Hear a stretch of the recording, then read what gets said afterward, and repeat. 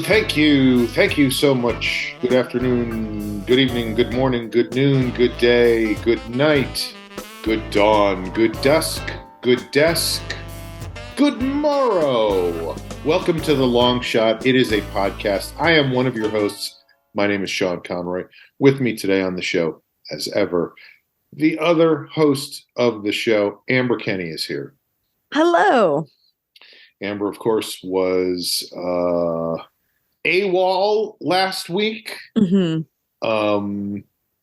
We don't have to get into it, but let's get into it. What I will say, my parents are such diehard fans that they asked me today if I was okay, and I was like, "Yeah, why?" And they're like, "Well, you weren't on the podcast." Oh, right. They didn't believe when I told all the listeners that you were on assignment in Kauai, and I knew that because I had gotten a postcard from you that was dated from Steubenville, Ohio, which didn't make sense to me, but that's how Amber lives her life. No, I was trying to cover for you. I just had a headache and couldn't look at screens any longer. Well, that's it. I had a sick day. Yeah. Mental health day. Yes. Or just really sick because your head was all fucked up. Health. Yeah. Direct health. But yeah, no interesting story, unfortunately. I wish that I feel like that's kind of fortunately though, right? Oh, yeah. Because the more interesting probably. Like, my car hit a deer and I had to, would have been a nightmare. Are you watching Poker Face? I've watched the pilot. I have not gotten farther than that. I loved the pilot for a variety of reasons. Your opinion? It's great. It's super fun. It definitely has like the Columbo, like you can see the inspiration of Columbo. It's not like a direct one-to-one because I would argue that Columbo is like sweeter or like humbler or like he's not trying to ruffle feathers a little bit as a character himself. He's also a cop. Like he's doing it because he's a cop. He's not like And I don't even know because in the pilot she's just working as a cocktail waitress. Whatever that song is. I was working as a waitress in a cocktail bar. Yeah. So she's just working as a cocktail waitress, and then by the end of the pilot, she's off on her adventures. Well, I don't think this spoils anything, but it's very similar. It's similar to Columbo in the sense that every episode has a completely different cast of characters except for her, and it's because she's on the run, so she's in a different town every episode. So I would pitch it as sort of Columbo meets The Fugitive. Yes, I've heard people say that. But yeah, it's super fun. I've never heard. I just came up with that off the top of my head. To be clear, I've never heard anybody say that. Okay, sure. I wasn't accusing you of anything. I feel like you were saying, "Why are you ripping off other people's opinions?" I didn't even close to say that, but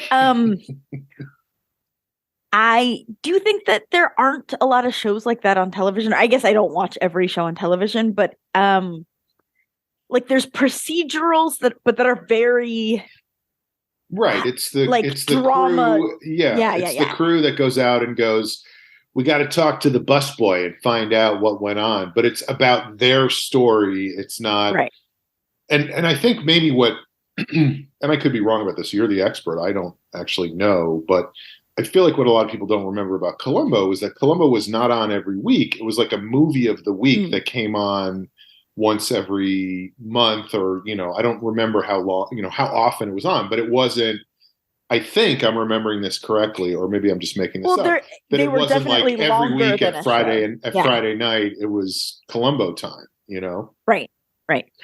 But there's just like the tone of it. It's hard for me to put my finger on. Is more Columbo-like than anything I've seen on TV a while. Where it is like murder cases, but sort of. It's light. Like it's not like a grisly darkness. Right. And I mean, because really she is a comic performer in some sense. Sure. Like you can't you can't talk like that and not make people chuckle at least a little bit, you know? Well, and I think they're trying to. Yeah, of course. There's actually parts of it where I'm like, all right, I know that's not real. Like, you're not really that. There was even a thing that in the pilot that I did not love because I didn't understand it. What parts don't you think are real? You're like, this Well, is I just not feel a like documentary. they exaggerate her accent at certain points. Oh, Like, she's yeah. just so over the top with like, and this is and it's like, all right, we I get always like too that she like wakes up in the desert and it feels hot uh-huh. and she's been drinking all night, but then she's got like perfect false eyelashes and like lipstick Right. on. But it's TV, But baby. I did love that in the pilot where she goes into the liquor store in her pajamas. Basically, she's in like a Yeah. robe. She's like drinking a beer in a robe and slippers and going into the liquor store. And it's done in a way that is kind of a throwback to the 70s, where that was just light and funny, not a symptom of Not like dark. alcoholic Yeah. darkness, you know? Yeah. But yeah, I loved it. Oh, and here's the other thing, and I don't know because I haven't watched more than the pilot, but I feel like you're saying this is kind of potentially true. In the pilot, there was a huge part of the burden of the pilot was carried by Adrian Brody, who is not a regular character as the show goes forward. And so it feels like because what you're saying is they have a different cast every week, you can have these huge guest stars on a regular basis. And it's like they just get to jump in, do the thing for 1 week and be gone. And it's not a commitment, which gives really great names an opportunity to do something really fun and make the show fun. Mm-hmm. And again, that's kind of a throwback to the 70s. Am I You nailed it. Okay. You got it. I mean, that was just what I figured when the stuff went down in the first episode. I was like, oh, I get what they're doing.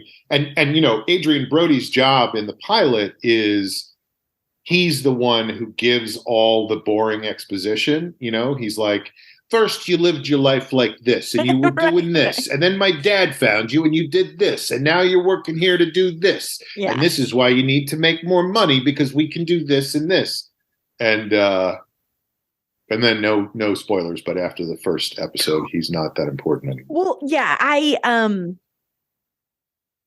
didn't like at first the first episode because I was like, I just want to solve mysteries. Like, I don't really care about this. They did an origin story. They didn't do, but it makes sense in it now that I've seen the whole season. You're like, okay, they had to get it out of their system, but you don't like live in that. We don't have to get into my whole thing about pilots because I teach a class classes. That people you don't want to give away for free. People have to pay money for this fucking juicy stuff. But I think when people approach pilots, and I'm talking about just, you know, man on the street who's never written for television, they always want to do a story about how the team came together, you know? It's not about the Justice League. It's about Batman was doing this, and the Flash was doing this, and Green Lantern was doing this, and Wonder Woman was doing this, and Hawkman was doing this. I think that's everybody in the Justice League. Oh, no, there's that robot guy. And then they all decided they were going to work together because there was a bigger objective. So we start with all of them separate, and then they come together.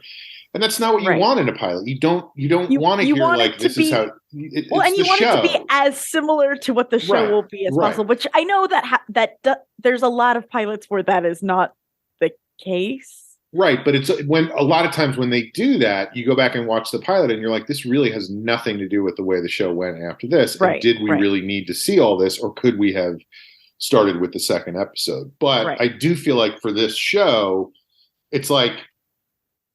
And again, I have not seen anything but the pilot. So I literally have no idea what I'm talking about right now. Great. Love it. But how is that different from any other aspect of my life? But it is about her being on the run, and you do kind of need to know why she's on the run and how she got to that position. Because otherwise, if you just came in and it was like, well, I can't stay in this town, I'm going to go on to the next town. Well, and it sets up really well why she doesn't just like call someone for help or want the cops involved ever. So like it does justify because that would just like undermine a lot of the stories every single time. If she just was like, why don't we call the authorities? Like right. And yeah, exactly. Right. There's always, you got to have reasons that make sense for why things are the way they are, because otherwise she would just be like, hi, I'm new in town, sheriff, and I have someone chasing me, and I'd like that not to be the case. So can you help me out? right. But it turns out there is an element of corruption among the law enforcement agencies. Um, But I was going to say one other thing that I loved about and we don't have to spend the whole episode talking about this. We should absolutely spend the whole episode talking about a show that you haven't watched. Here's another thing about it is I thought it was called Poke Her Face. Like I was like, why are they poking her face? No, one thing that I really liked about it, and I could see this being a debate, but I think it works way better than any other way you could do it, is her thing is she can tell when people are lying. So that's what makes her different from everybody else. That's what makes her special, is that if somebody lies, she knows that they're lying. She doesn't know what the truth is. She doesn't know why they're lying. She just knows. And I feel like in a lesser version of this show, it would be like she was like bitten by a spider. Yes. She got bitten by a radioactive spider that always told the truth. So now serum. Yeah. But they just explain it. He goes, how do you know? And she just goes, I don't know how to describe it. I just know. And it's like, that's enough. Totally. Like we don't need that you were struck by lightning or that you went to truth telling school or that you came from a long line of fortune tellers. It's just like there's some, and I believe that because I'm like, there are people who grow up in weird backgrounds that make them really good at certain things, and you don't have to explain that to me, Right. Well, and I was thinking about it actually very recently that it could be argued that Columbo had the same skill. They just never outright said it. Like as a character trait. But it was like a through line. Again, we're talking about a show that I've never watched. But I felt like, I mean, again, I really have never really watched Columbo. I'm sure I've watched one or two episodes. And I always love watching it comes up on my Twitter feed once in a while, the very beginning of the very first episode of Columbo, which was directed by 25-year-old Steven Spielberg. Yes. And it's just like, it's fucking mind blowing that this is this collision of worlds. But anyway, I feel like my interpretation of Columbo, just from what I know from pop culture references, is that he just talks to people in a way that gets them to say things that don't connect to what they're saying they did wrong. No. And so there's like a logic to it as opposed to just, I know you're lying. It's like they contradict themselves or whatever. And then that's when he springs the trap and goes, because he's so nice to them that they feel totally comfortable. And then he goes, all right, well, thank you very much. Oh, just one more thing. And that's when he fucking nails them. I would agree with you. He's definitely, his like superpower is disarming people, but it could be argued that because he always just like he hangs out with one person. No, he hangs out with one person the whole episode, and it always happens to be the killer. So it could be argued that he knows that there's bullshit, and he just has to figure out what it is. Is what I meant. Yeah. Like, because he always bets on the right pony. Like immediately. Right. It's not like Law and Order where they go, could have been this guy, could have been this guy. Let's go talk to this guy. Let's get a plea deal. Yeah, and we're going to talk to this guy, and this guy goes, oh no, he was here all night. He was making bread with me, the baker, and we ended up just sitting on the porch and smoking a joint after we were waiting for the loaves to dry. I don't know. But and that eliminates that guy, and then they're like, oh, it has to be this guy, and how do we figure out who it is? Anyway, watch Poker Face. It's good. And I do want to keep watching. I just haven't had a chance yet because I've been too busy, period. Great. All Okay. How was your show? You probably talked about it on the last episode. Which show was that? You had a show at a winery? Oh, right. I can't remember if I did talk. I feel like I didn't talk about that because all I did was read emails, not emails, but YouTube comments. But you're right. I did. I went and did a show at a fucking winery, and it was just really great to be doing that shit again. I mean, I've done a bunch of open mics. Open mics are and it was one bleakest things that a person it's can just it's not at all, it's not at all the same thing. It's like the difference between playing soccer out on a field with 11 on 11 versus playing the video game. Right. Although the video game is way more fun of a version of soccer than an open mic is fun of a version of an actual show. I feel like I've said this a million times on the podcast before. But whenever anyone would be like, "Oh, is that a good mic?" It's just like, there is what does no that such mean? thing. Yeah. Well, and I will say this is going to get ugly, unfortunately, but that's the nature of open mics. Is I did an open mic the night before I went up to Santa Clarita to do a show. I say Santa Clarita because I feel like you have to, because if you say Santa Clarita, it's like, come on, but I did an open mic the night before, and maybe I did talk about this. I can't even remember at this point because there was a guy who got on stage and he was dressed. First of all, I have to describe how he was dressed because that comes in later. But he was wearing like khaki pants and a flannel shirt and a bucket hat. Do you know what a bucket hat is? I don't think I really knew what that was until a couple of years ago, even though I had seen them a million times. So he's dressed oddly, peculiarly. And I knew I don't know how odd a flannel and khakis is. And a bucket hat? Well, I'll get to why. I'll get to why. But I knew who this guy was because I had been there a few weeks before. I told that whole story that I told on the podcast about going to brunch out in Bel Air, and I mentioned during the thing that the people who were there were all from Yale, and somehow this guy, I think, in his mind, that meant that I had gone to Yale. So a couple of weeks ago, he got up on stage and just took a shit all over Yale and people who went there, and and was fucking with me, he thought, because I was going to be upset that he was so good at zinging Yale, which I was very angry because I love Yale. But, just one of those kind of guys who goes, and there's a lot of these people at open mics where they're like, I'm going to just try to make you feel bad. That's my fun thing at this open mic. But whatever, I can handle that. I've done it for 25 years. I don't care.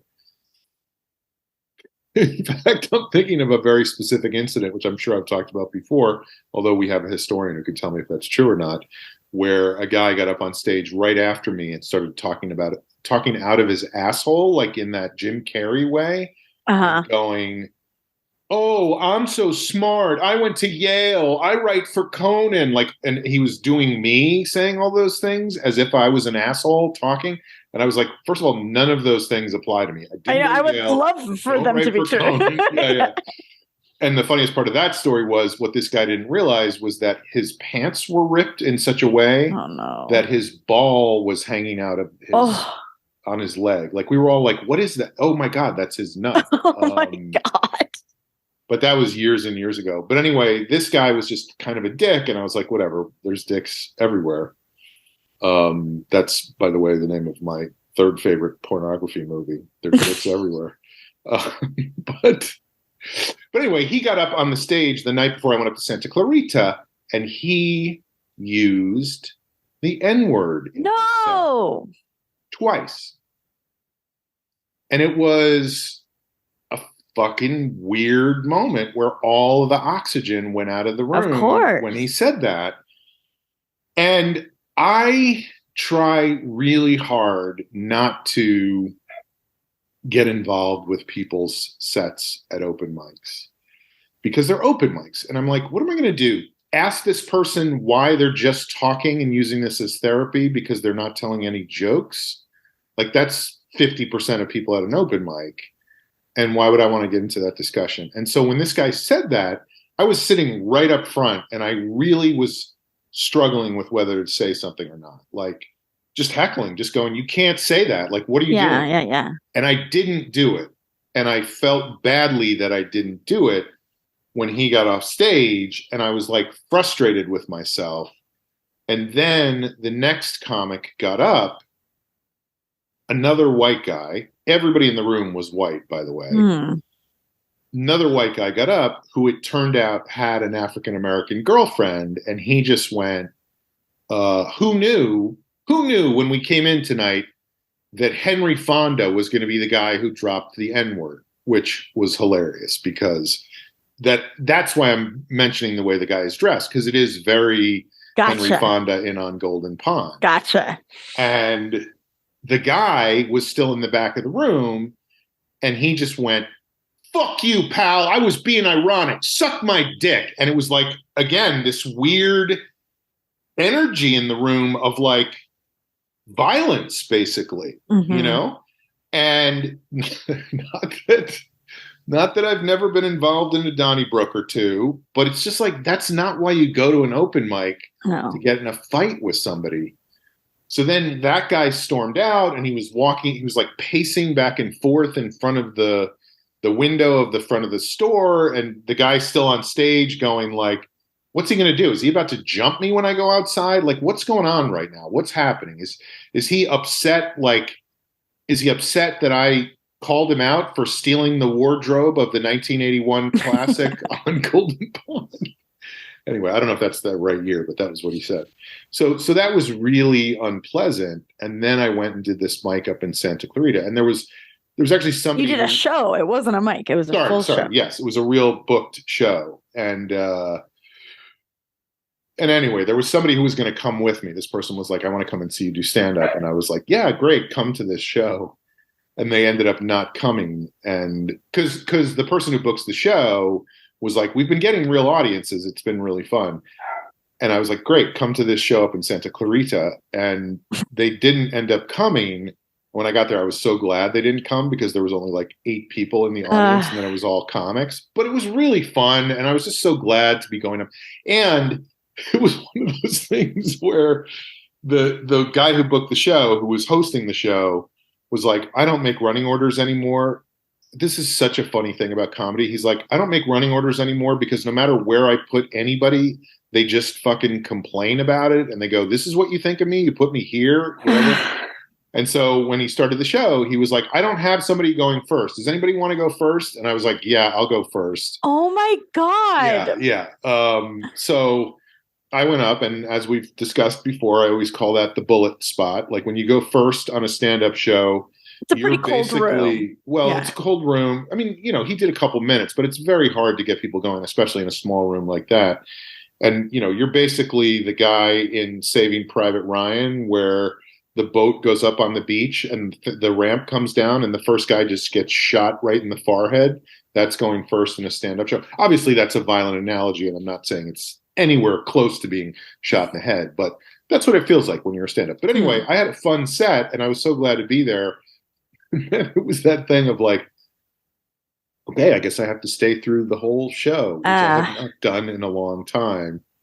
But it was just really nice to be out there doing it, Totally. So that was it probably felt longer, different than a mic. Very different. And the audience was very small, but they were into it. They were nice. They were on board.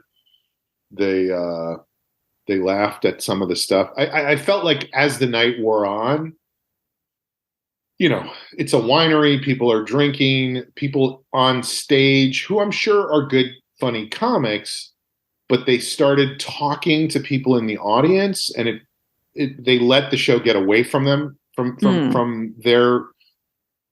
them telling jokes on stage, and started to become. And then once you get the audience talking, people feel like they can just interject whenever they want, and it's like this weird. It's not really a stand-up show anymore. It's like a call and response or something, or like a community meeting. Yeah. But up until that point, it was a good show, and even then, it was fine. Nobody was rude or nasty or anything. And there was a big dog running around the whole time, kept barking at the exact wrong moment. Oh my God. So it was fun, and that was probably a much longer answer than you were looking for, but and involved a lot of horrible things. But we always like to start the show with something. It really did. Yeah, yeah, yeah. It was awful. It's like an insight into how awful stand-up comedy really is. So if you're listening at home and you're thinking about trying stand-up, my advice is do not, because. Oh, and then here's the other thing: is there were, I can't remember if anybody at the Santa Clarita show was at the open mic, but I was talking about it with somebody there, and I told the whole story. And one of the comics who was there knew the guy who did this and was like, because I said the thing about how I felt bad that I didn't say anything. And he was like, that guy is just a piece of shit. And he's not going to like learn his lesson. Well, and he had a story about, it was just awful. Like some comic that we all know and like and is great, and this guy was like dating her and was like physically abusive at one point years ago, or had been physically abusive to somebody else, and they warned this comic about it, and that comic was so glad to hear that, because it was like, oh yeah, this is the direction this relationship was going in. I mean, just sounds like a fucking terrible person, so anyway, I'm going to beat the shit out of him the next time I see him. Violence is not the answer. Especially because he's dressed like Henry. I'm trying to think of what he would be. What's another? He's going to be dressed as Henry Fonda in The Grapes of Wrath next time. He's going to be like, wherever there's starving people, I'll be there, or whatever. So anyway, we always start the show with a segment we like to call Checking In. So Amber, what's going on with you? Oh my goodness. So much, but this is going to sound like a boring place to start, but my God, Perfect. the weather, it snowed at my office on Wednesday. It snowed, like actual snow. It wasn't enough to stick, but that's crazy. That has never been insane. Happened in my Somebody sent me a video from Atwater Village, and it was like pouring snow in their backyard at 2:00 in the afternoon on Sunday or whatever. And it was like, when does this ever It's happen? so crazy. It's so crazy. Global warming, more like global cooling. Everything's great. Okay. This fake hoax of global warming. I was in Los Angeles and it snowed. Bullshit. Anyway, sorry. But yeah, I mean, I was doing Trump there. I understand. Okay.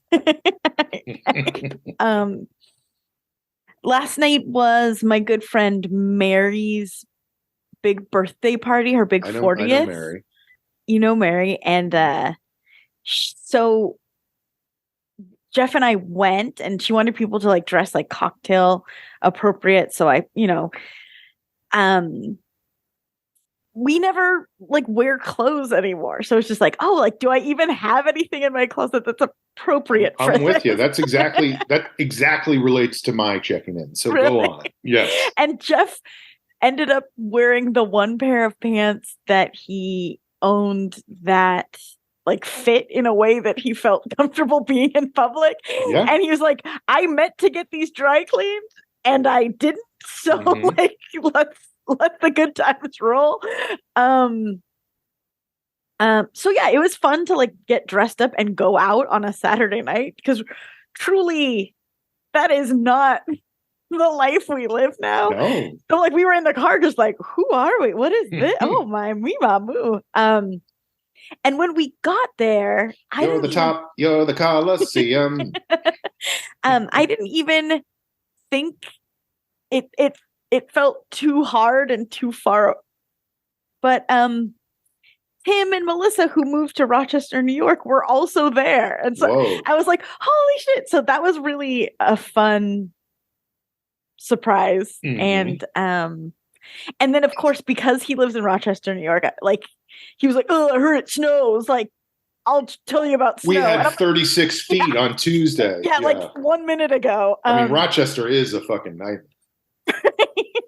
Let's be honest. But I'm like, I feel like we can still like our snow is still notable. Like you win. Correct. No. I think you're right. But like we're not. It's not supposed to do that here. Right. Like, no, I mean, I always just think of like the dumbest fucking movie ever, Crash, and the end of that movie is it's snowing in Los Angeles, and I hated the movie. And then when that happened in the movie, I was like, you fucking kidding me? And now I have to rescind that because it does snow in Los Angeles every once in a while. And it's once every 70 years, you know. It's changed how you feel about race relations. Right.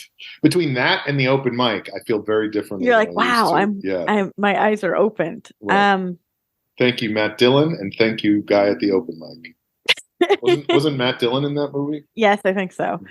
But yeah, it's so interesting going to parties now that my peers were in our 40s officially, and I think post-pandemic, because I think everyone kind of came in nervous, like, what is this? Mm-hmm. And then everyone was like, oh, like, no one wants to rage. Like, this is chill. Okay, thank goodness. Like, we just want to have some chit chat. There's some finger foods. There's a drink. Like, it's fine. It's very relaxed. The whole thing was wrapped by 10 p.m. It was perfect. Perfect. And you got to socialize a little. Yeah. Ease back into it.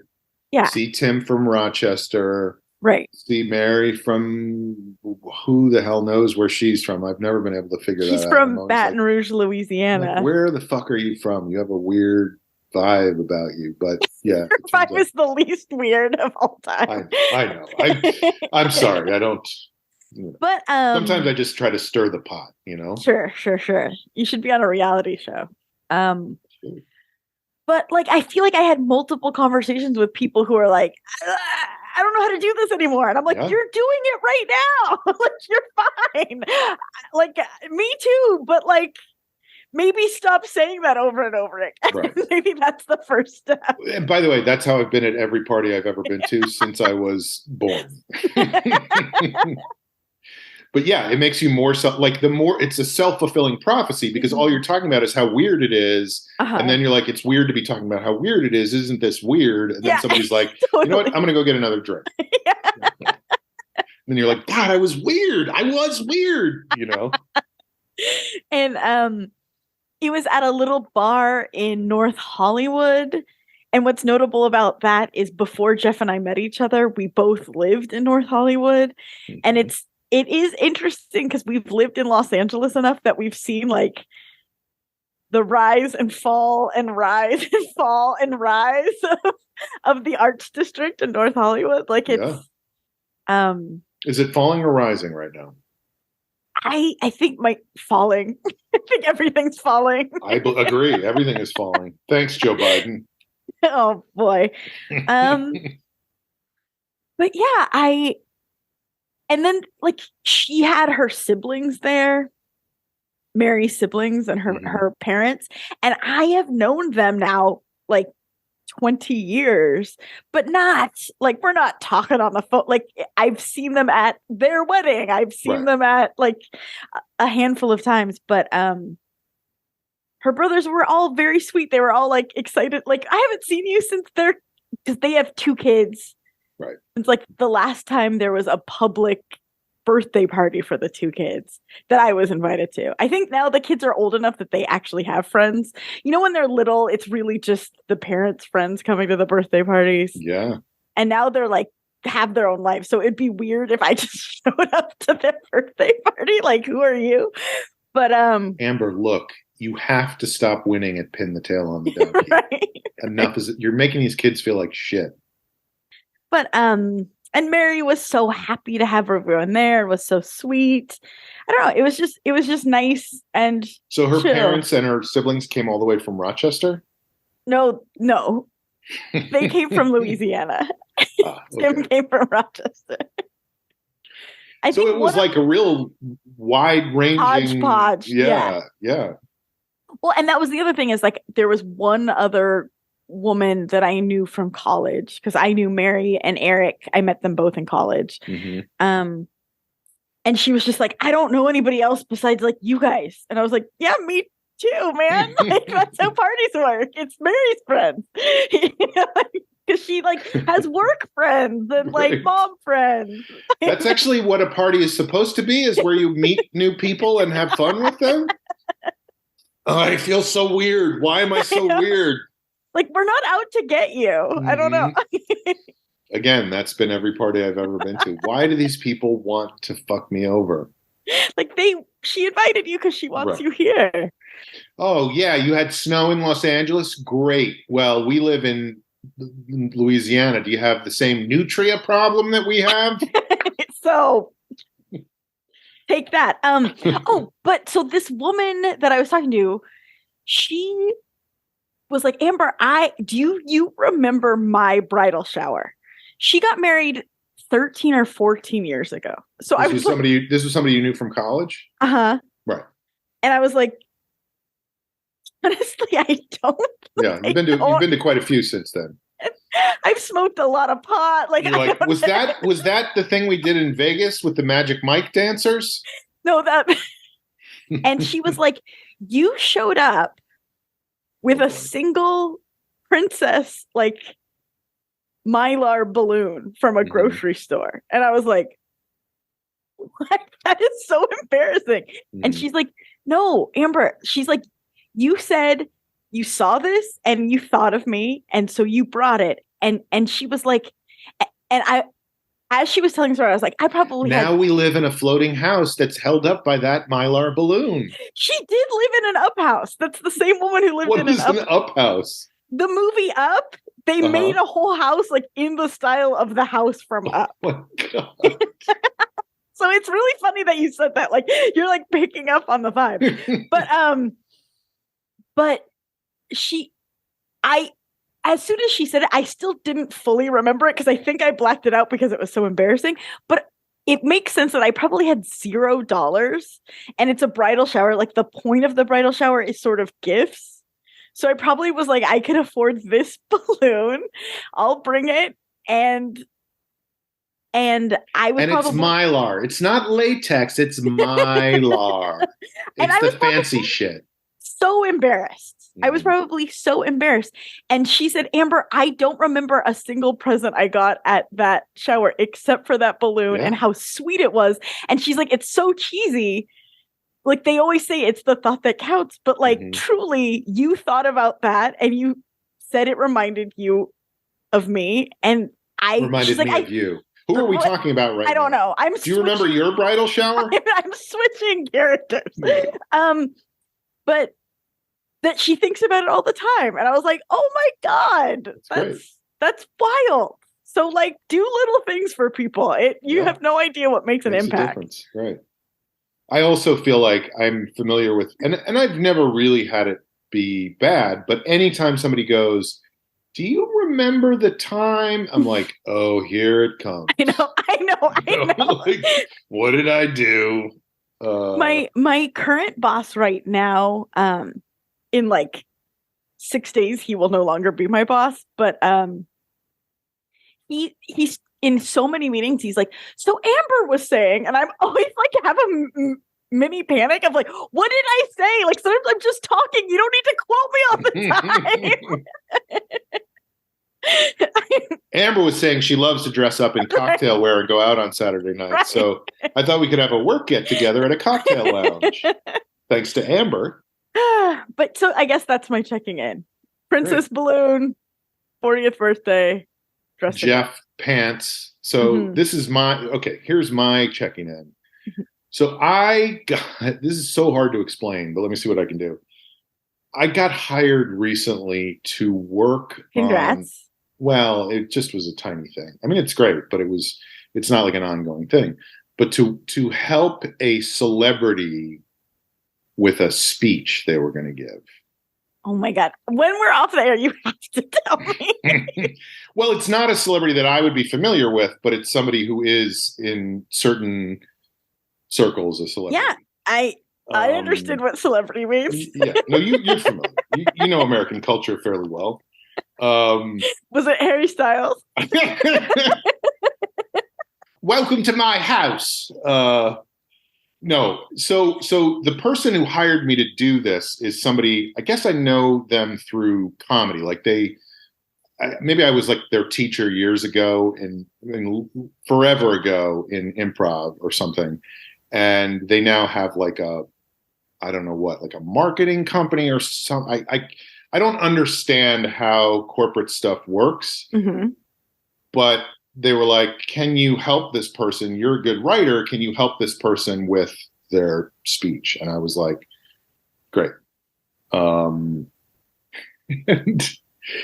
it was like, we're going to pay, it was a whole thing of like, we're going to pay you X dollars an hour to do this.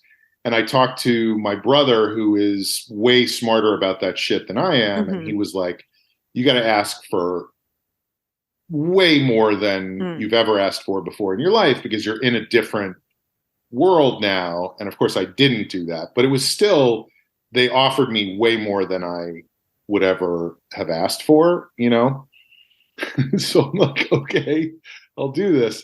So what ended up happening was I had to go with the person who hired me, or I guess I met them there, but I went to this celebrity's home out in, oh my God, out in Brentwood. I think it was Brentwood. And they were like, okay, here's what I want to talk about. And then they just talked for like 2 hours about everything that had ever happened in their life. And I was like, okay, I can take all that and turn it into a narrative. Were you like taking notes or recording it and taking notes? Oh, great.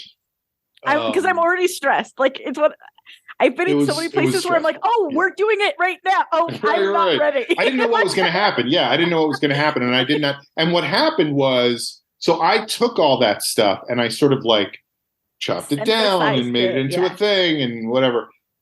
And then I sent it to this person who's like kind of now my boss, right? And not the celebrity. Not the celebrity, the person who got me involved. So I sent it to my boss and they were like, this is not the speech. Like, the speech has to be like a message and crafted and whatever. And I was like, but I thought that what they were saying, the celebrity has no idea. Right. And that's what my boss was saying, was like, no, we tell the celebrity what they say. They don't tell us. And so I just misunderstood that. So then I had to go back in. But you could probably take some of those details absolutely, and personalize but it was like, okay, how do I put a skeleton in here and string stuff? So anyway, it was this whole thing where then it was a discussion of like, well, we're going to pay you that hourly rate, but we're only paying for this number of hours. So if it takes you longer than that, you are on your own. Like, this is your own. So it's just a set fee at that point. Like, right. So I ended up working way longer on this than the amount they were going to pay me, which was hilarious. I was like, I wanted to do a good job. Well, no. I wanted to do a good job because for this person who hired me, and also because who knows if it could lead to something else. It's like, if you do a decent job, people know you did a decent job. So anyway, then it was like, do you want to come to the venue where the speech is going to be? The speech is not for a couple more weeks, but it was like, do you want to come to the venue where the speech is going to be? And we can talk and we can present the speech to the celebrity. And we can see where they're going to do it. Is it at like an awards thing? No, it's at I don't want to say the name, but it's like a very fancy LA place. I know what it is. Like, well, yeah, whatever. It doesn't matter really, I guess. But I won't say it. Yeah, but they just have speakers there, and this person is going to speak at this place, and people are going to show up, and it's going to be a luncheon, and they, whatever. Yeah, I definitely know the place. So it's Birds. It's at Birds. So my boss is like, we're going to meet up at this very fancy place, and I was like, great, I'll go. That's when you're like, oh no, I can't. No. It was like, oh, by the way, they have a dress code, so you have to be very specifically dressed. You have to wear a jacket and tie, and like, you can't wear jeans and whatever. And I had the same issue where I was like, I said, I was like, I literally have not worn pants except jeans in like 6 years, even before the pandemic. Yeah, yeah. But especially since the pandemic. And the stuff I had, I don't know like where I'm going to be at physically with the pants I have, right. you know? So I was very nervous about that. And I think that made my boss very nervous. And they were like, do you need help? Like, do you want Wonderful. like, yeah, will you take me pants shopping by any chance? What are pants? I'm so scared.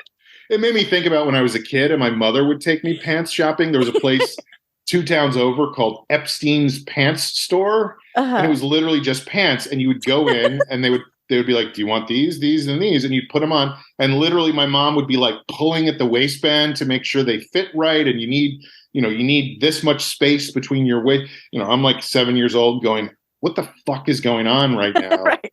And you're going to grow in like, yeah. Well, that's why she really wanted them to have space, because she was like, I don't want to buy another pair in 2 weeks.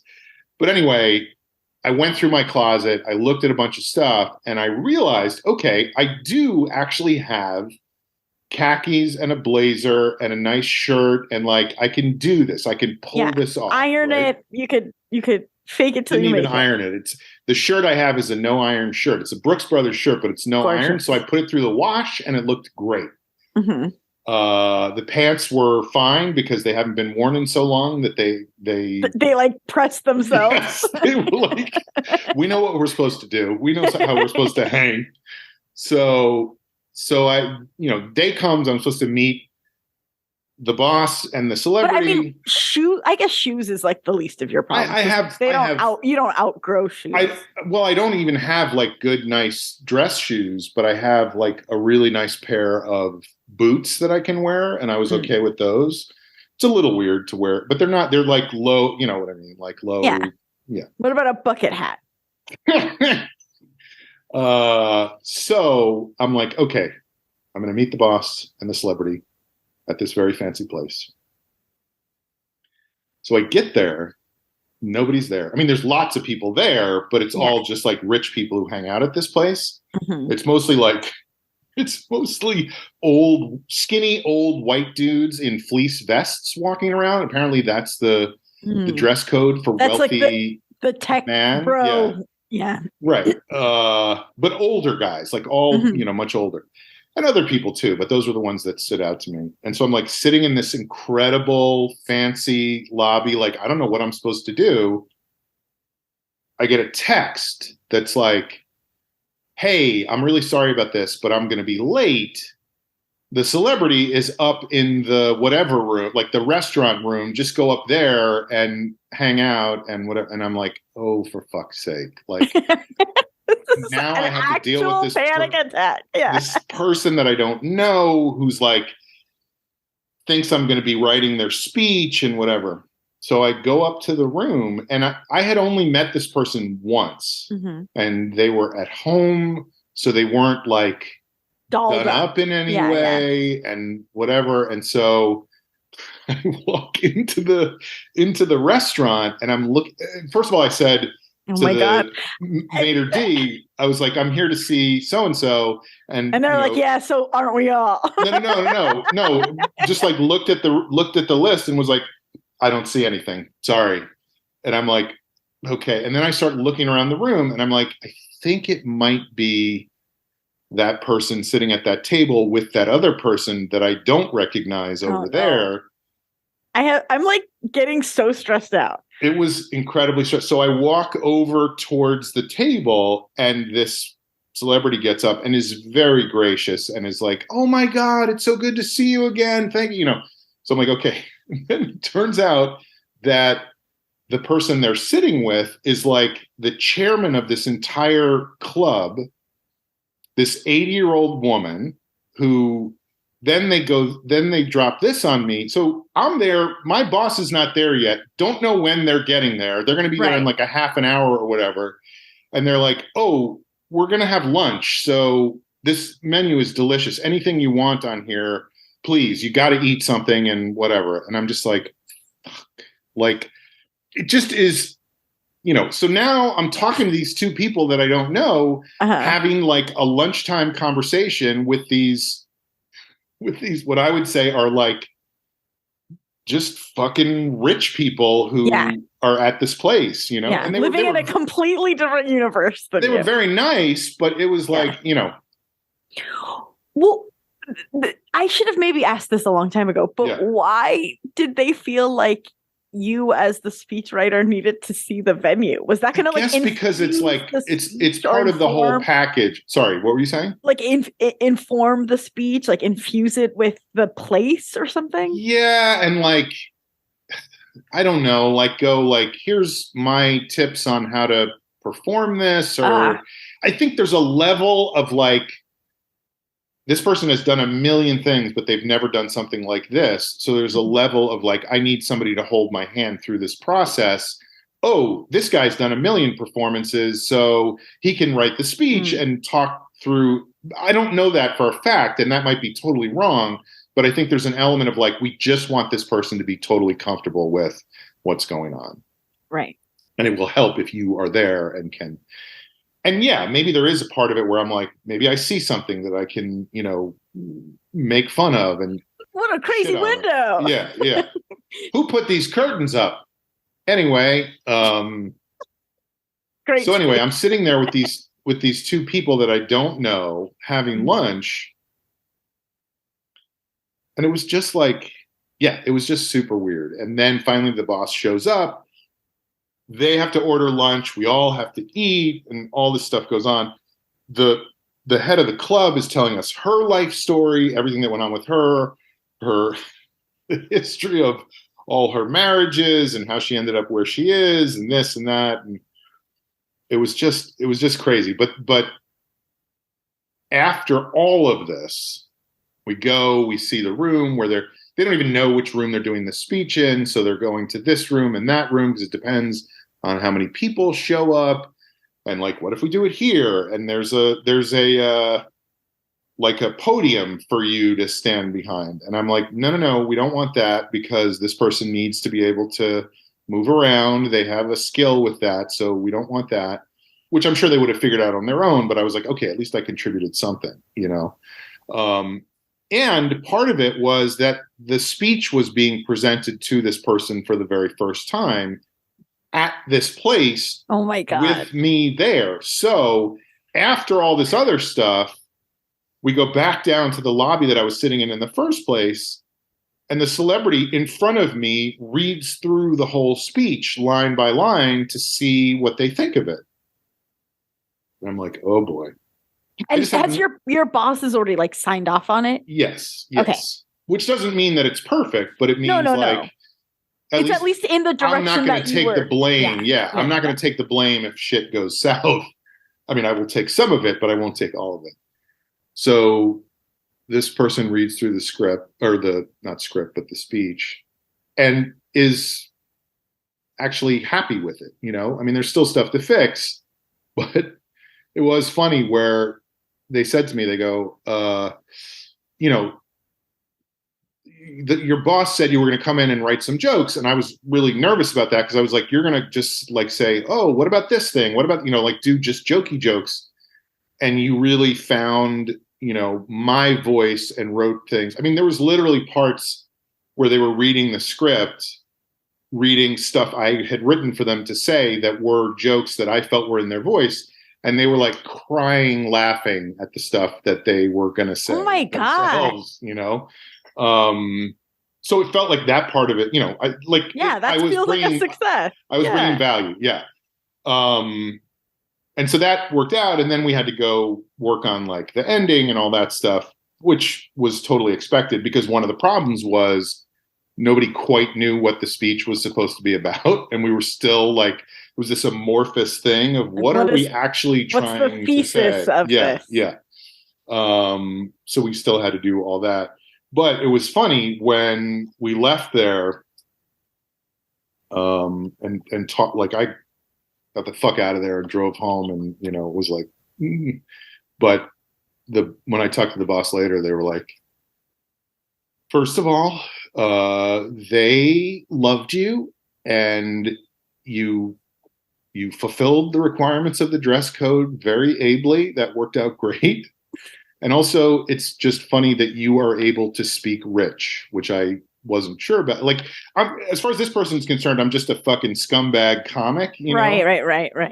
But I can hold my own in those rooms. I've been to those rooms. I've lived in those rooms.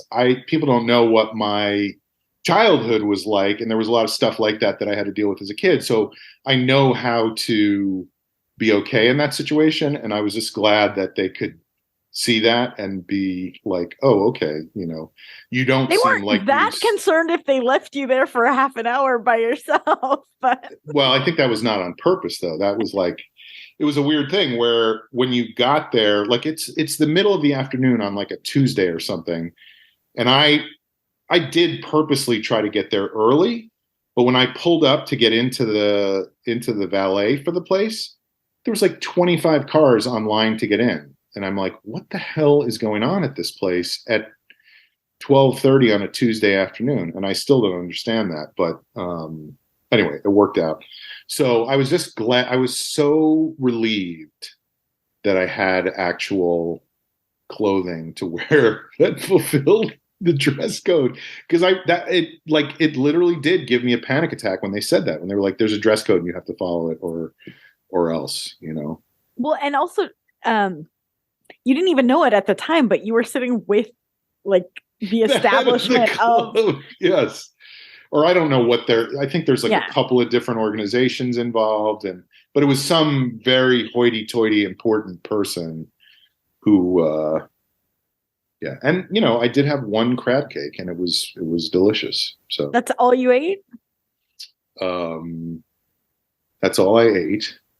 Yes, and then I was, of course, doing a bit like this celebrity like dropped her napkin on the floor or something and couldn't find it, so the bit became that I was stealing all the napkins. And it was funny, but it was also like, oh, this fucking asshole is still. So then I just kept on talking about how I was stealing all the napkins. And then, of course, when we got up to leave, she had like 3 napkins underneath her seat that she had dropped over the course of the thing.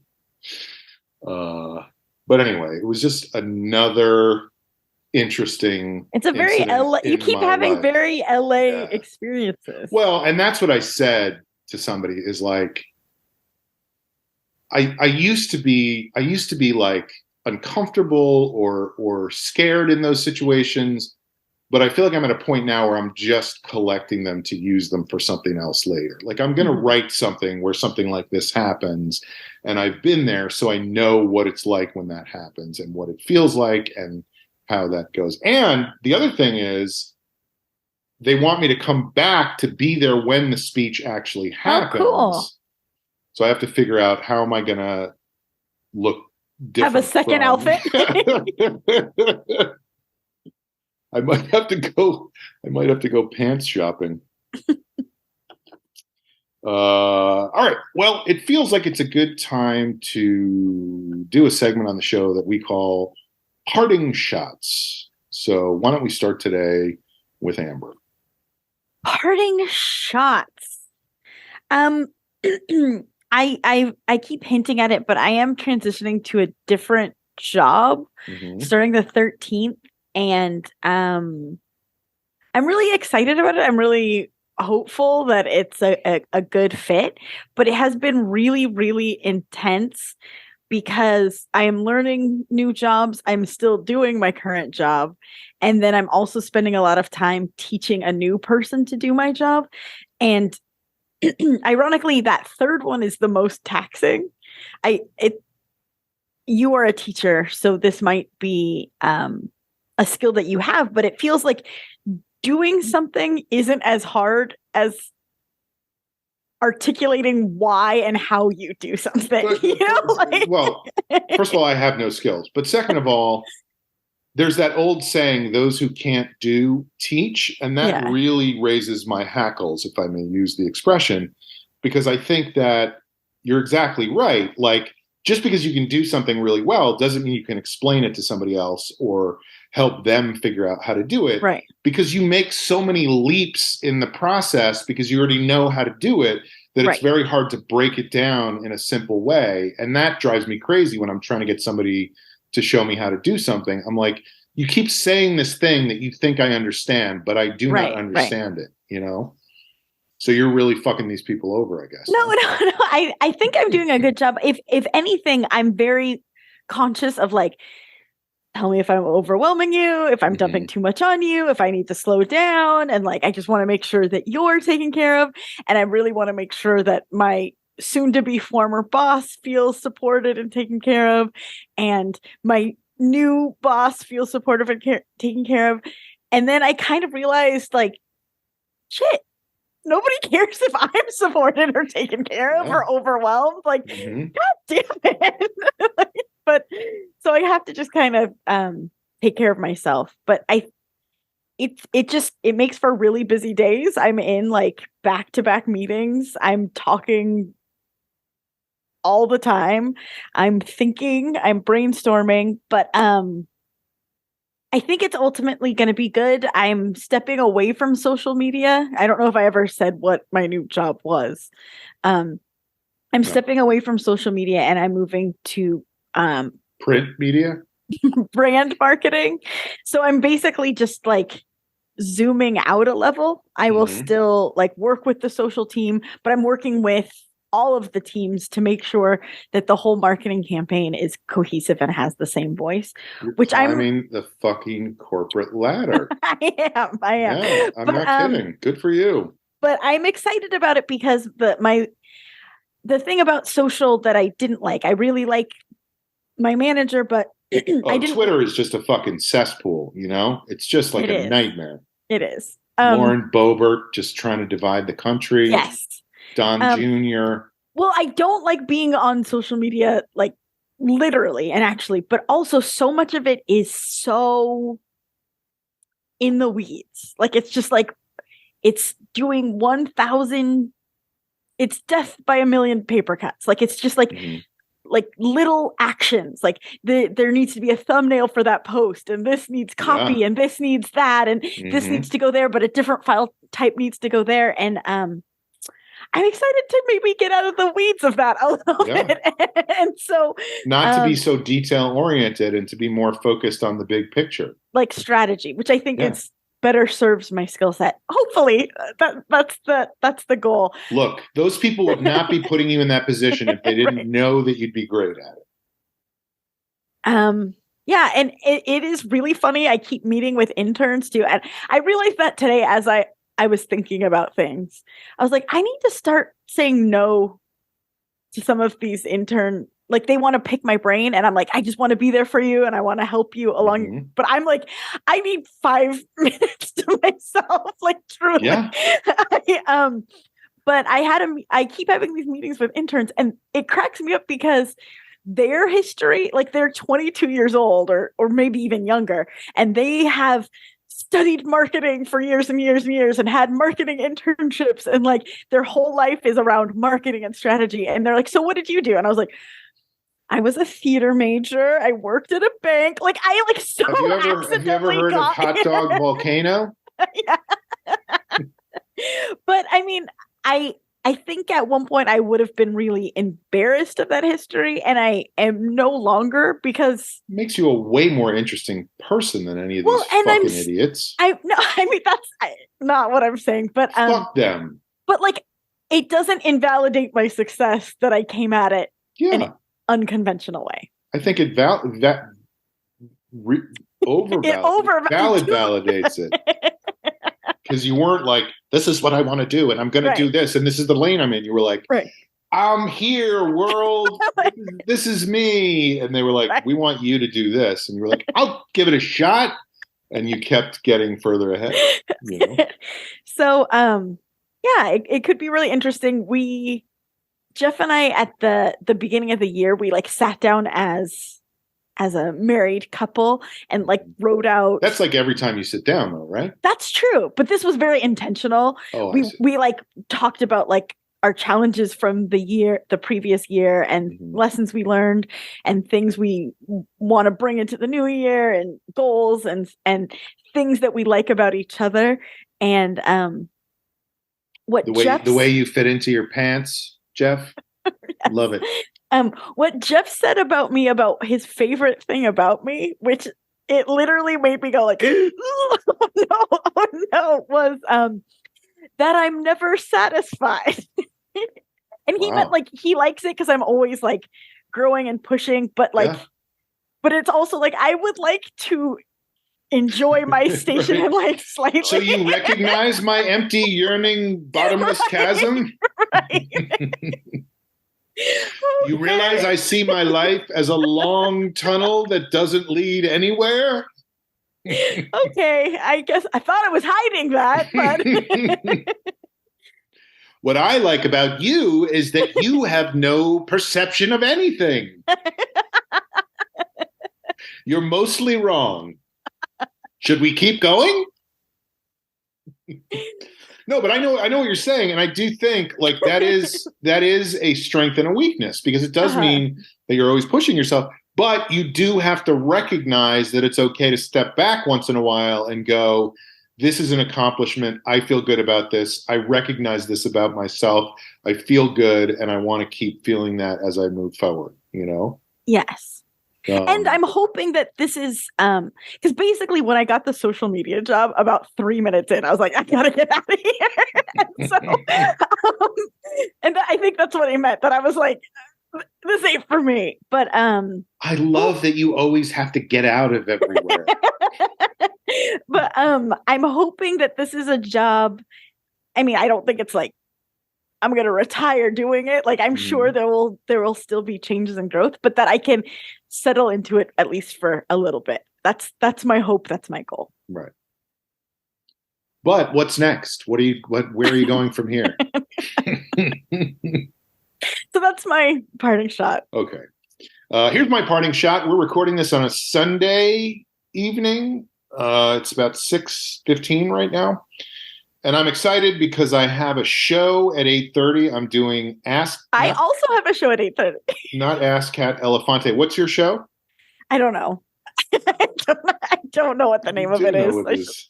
I know Liquid Feet was booked on someone's show. I see. It's somebody else's show. So I don't know what the show is. But so I'm doing Elefante, which is the show that replaced Ask Cat, in a sense. By the way, somebody said to me when I was with these rich fucking people, somehow the subject of the show being called Elefante came up, and they were like, oh, are you talking about the restaurant in Santa Monica? That place is great. And I just feel like that's a fucking mistake on the people who made this show called that, you know? Right. Like, do your research. Know that there's a really great, you know what I mean? Yeah. And it's like local. It's not even like, oh, there's a place in Seattle. Right. Well, we are always competing with Seattle for, you know. But I mean, I think this is something you need to think about when you get into branding is like, sure. If I'm going to use this name, is it, you know, we might, you know, we're thinking about replacing Ask Cat with a show called McDonald's Over 14 Billion Served. Right. That might confuse people. But anyway, I'm doing that show tonight, and I'm excited because I enjoy it, and I know that there's going to be some people there that I will be happy to see, and that's great. But I've complained on this show before about how I'm only allowed to do that show once a month at this point, if that. Somebody who listens to the show, and I'm not going to give any details yet, somebody who listens to the show, we had a conversation. It looks like I may get my own version of a show like this at a place here in town on a fairly regular basis. Oh, amazing. With a good time slot on Saturday nights at 7:30. Not right away, but maybe starting at the end of May and going forward from there. Incredible. And I'll be able to get people who I have performed with and know and do like kind of what we always did with Ask Cat, where it's like a rotating cast and some people are regulars and whatever. And I'm really excited about that. Thrilled. Just having a regular outlet. Because like I've said before on this show, there's so many things I get to do that I enjoy. I love stand-up. I love writing speeches at very fancy places for people who I can't wait to find out who it is. Accuse me of stealing napkins. I get to, but improv is the thing I've always done, and it's the place I feel most. I know I say this all the time, but it's really true. It's the closest thing I have to like meditation or prayer or being at peace with myself when I can just be on stage and not think about all the things, you know?